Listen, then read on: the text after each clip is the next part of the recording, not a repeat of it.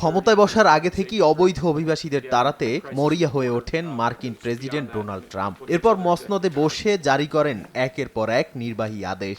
এতে বিপাকে পড়েন অবৈধভাবে বসবাসরত বাসিন্দারা। এবার ট্রাম্পের কঠোর অভিবাসন নীতির পথে হাঁটছে যুক্তরাজ্য। অবৈধ কর্মসংস্থানের বিরুদ্ধে ব্যাপক অভিযান শুরু করেছে দেশটির সরকার।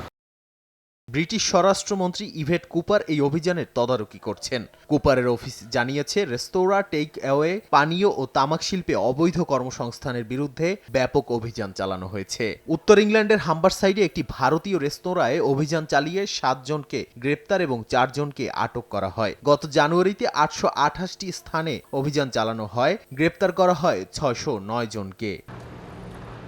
এদিকে অবৈধ অভিবাসনের বিরুদ্ধে কঠোর অবস্থান নেয়ার চাপে রয়েছে প্রধানমন্ত্রী কিয়ার স্টারমারের সরকার। এরই মধ্যে 800 জনের বেশি মানুষকে ফেরত পাঠানো হয়েছে। যুক্তরাজ্যের ইতিহাসে সবচেয়ে বড় অভিবাসী ফেরত পাঠানোর উদ্যোগগুলোর মধ্যে এটি অন্যতম।